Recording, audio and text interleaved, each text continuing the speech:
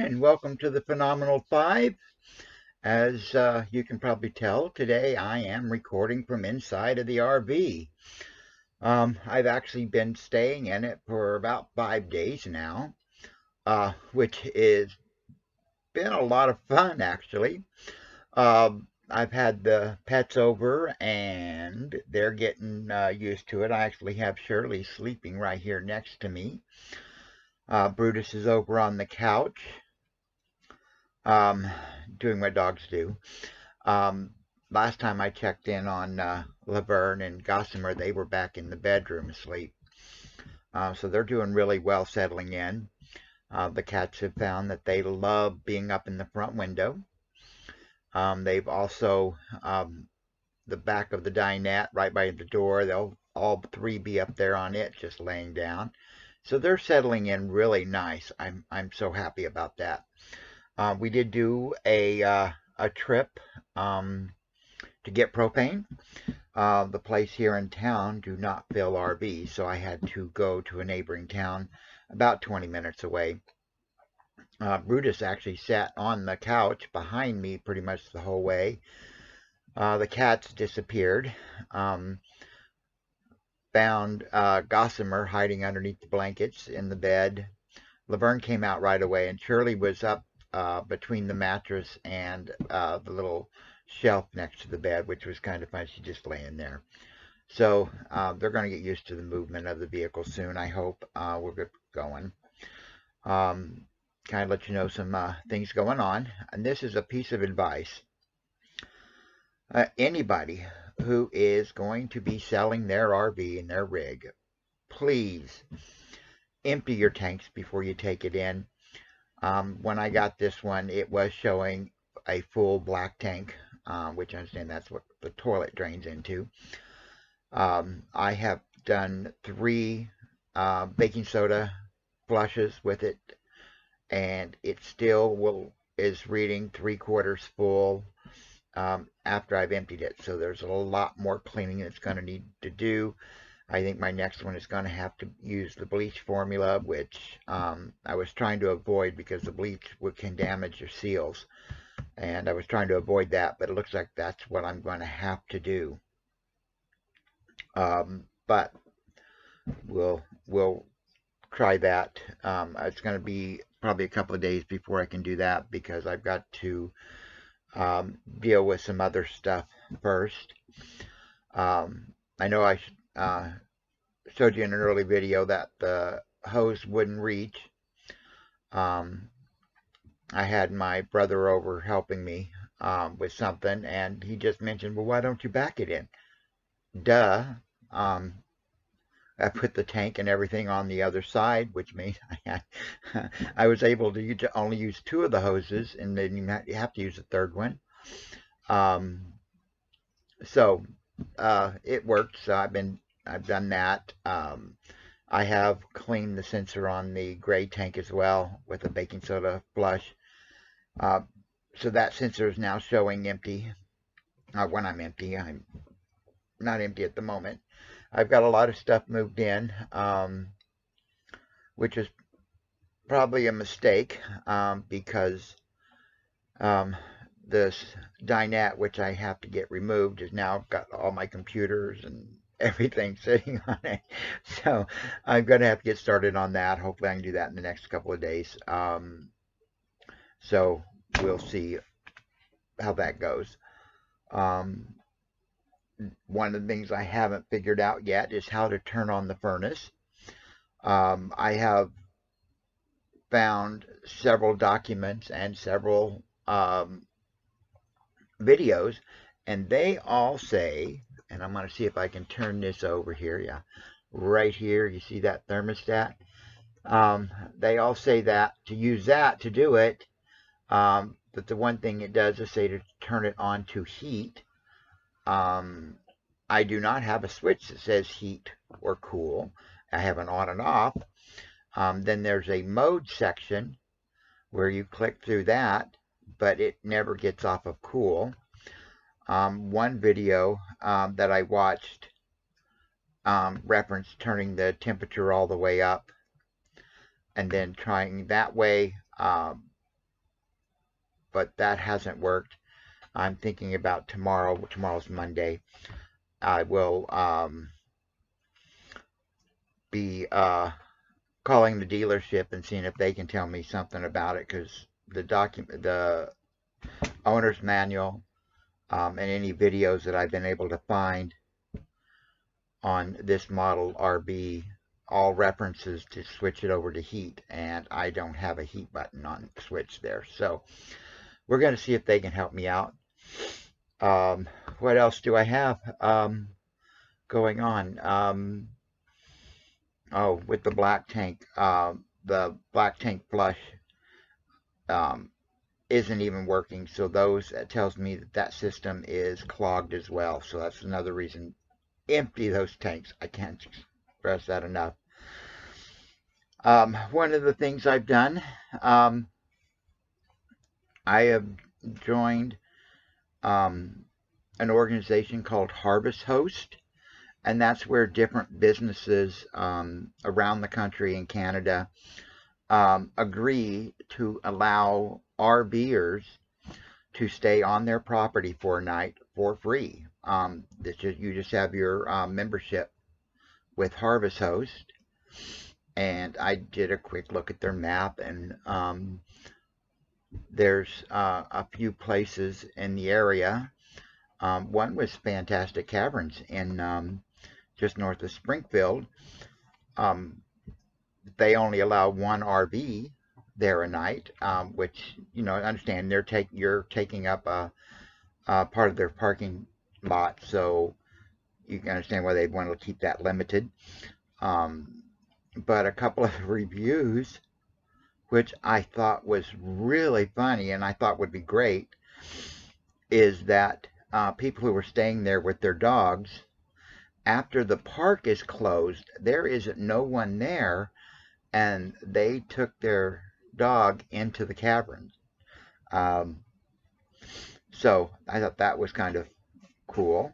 I don't know if Brutus would like going into a cave. I happen to enjoy them, so thought about that. I found an alpaca ranch up near St. Louis that sounded like it would be fun. And then another farm up towards near Kansas City. And I'm thinking of making a plan of one of my short trips to just go to these different ones. You know, stay one night at one, drive to the other one, stay one night, drive to the other one, stay one night, and come home. Type of thing to be one of my trips, but that's still planning and all that. So we're not really set for anything at this point until I get the black tank cleaned out. I can't go anywhere. Oh, that hose. Follow up on that. It does go to the pump. It just, the pump is up and over on top of the next door compartment, and it's difficult to reach up in there to try and get that hose reconnected. I'm going to give it a couple of more tries, and if I still can't get it, I'm going to have to call someone to come and do it, because it's got to be done, because I can't use my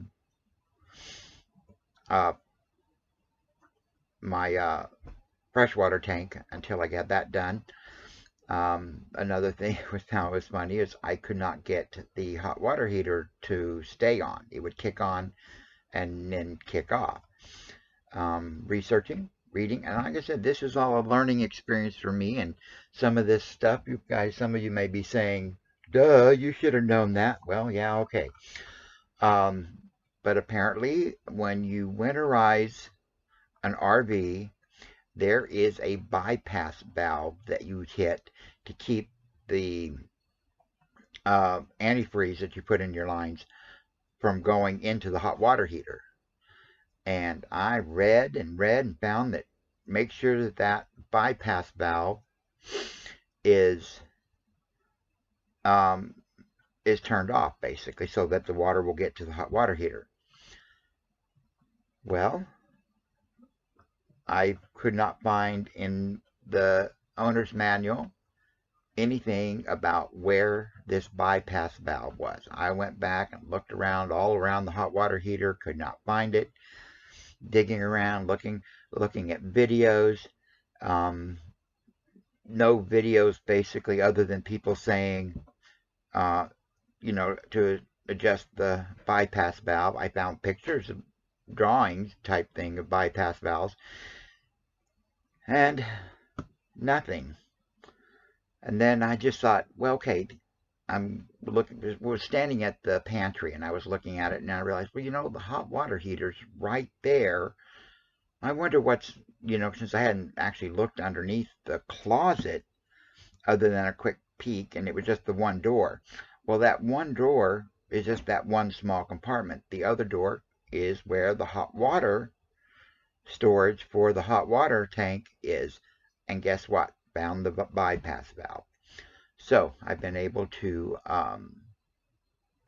adjust, get my hot water and stuff. I'm still very unlevel here, and so I haven't done the shower in the RV, basically because the water doesn't go to the drain. I did try using the levelers that I have. They are not functional with this RV. As much as I've seen them used, and people greatly love them and talk about how great they are. And I think the difference is every one of those that I saw were people with travel trailers and not people with Class A's. So I have ordered a new set of leveling blocks. Oh, and also the other one was that I was trying to put them underneath the rear dualies where you have to have 4 blocks so that all 4 tires are up. You don't put them much under one, you put them under all. And I was using the Anderson blocks on the outside tires and then just some leveling blocks on the inside tires, but because I needed it to go so high, I couldn't stack them so that on both sides I had enough. If I was only going to do one, I'd been okay, but I had to do both tires. I didn't have enough of them, and so it wasn't a climb up, and that may have been my problem, but I found some like that I've got ordered. I actually ordered 4 sets. 2 singles for the front tires when I need them, and I wondered if I have to go both. Like here, I'm going to have to race both front tires. And then when I was looking at that, I saw that they actually make them 4 dualies so that they're wider. Instead of 2 feet wide, they're 4 feet wide, and you put them underneath the dualies, they climb up. I was like, well, cool. So I got 2 sets of those, so if I have to go both sides in the back. The singles are scheduled to be delivered first, so that will be great because that's what now that I'm backed in, that's what I'm going to need to level the front. I'm trying to think of anything else. Oh, I know I showed you I started decorating for Halloween. I'm going to need to go get some more video because I've got the light lit spider web on the front, and I may already have that video, but I'll verify and make sure. But because I'm going to add that to the end of this, along with some video of the cats and Brutus enjoying the RV. But just thought I would post an update of where I'm at, getting these little things going, and everything's on track, other than the work. The work thing is the only thing I've got to get settled, and that's becoming harder and harder to figure out what I'm going to do on that. But any suggestions, please put them in the comments below, because trying to get something I might just have to, or I shouldn't say have to, but decide to do is go ahead with the insurance and start really working on that, because I still have 1.5 years on my license before I have to do anything, or that it's good. So may make some contacts with some different insurance companies, because I'm sure the one that I signed up with, I'm not staying with them. That was just not good at all for me, so I'll need to look at that. but also wanted to get you through. I was playing around with one of the places I belong to, which is called TubeBuddy. They are a group that helps creators on YouTube to advance their channels and stuff. And I found something that said milestones, so I clicked on it, and I have got 4 milestones right now. On I'm sorry, I got my notes here because I wouldn't remember it. On September 20th, I hit 500 views. Thank you guys very much. That's you guys doing that. On September 30th, I hit my 25 subscribers. I think I already mentioned that somewhere before because that was a big deal for me, and I didn't realize I got a certificate for it, but hey, I do. On October 8th, I uploaded my 20th video. So got that one, and then on October 9th, we hit 600 views. So that is really great. I'm working on, going to keep those going. I have 2 upcoming milestones we're working on, which is the 30 subscribers and then 700 views. So hopefully we can hit that, and with your guys' help, we'll get that 700 views. And if we can get to 30 subscribers, that would be excellent as well. The other one is also 25 uploads. I'm trying to do once a week. So we'll see how that works. My work schedule, the day that comes out is not going to be clear. I mean, today I would normally be working, but I'm on vacation, so we're not going to do that. But let me go ahead and attach the videos. Remember to like this video. Also, hit that subscribe button. It's right down there. Ooh, right down there. You hit the subscribe button, and then hit that bell notification.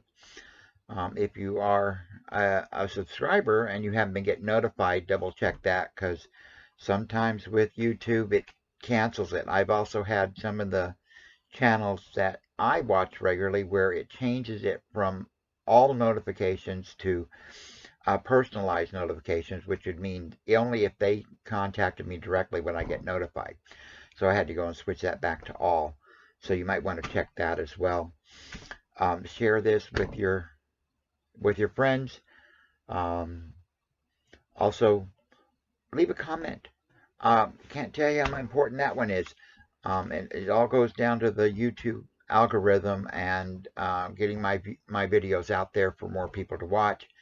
Because I am shooting for the 1,000 subscribers and the 4,000 view hours. I'll have to look at that to get monetized and start making a little bit of money through YouTube. But so I know I'm a long ways off from that. But anyway, let me get to the videos. I hope you enjoy them, and enjoy.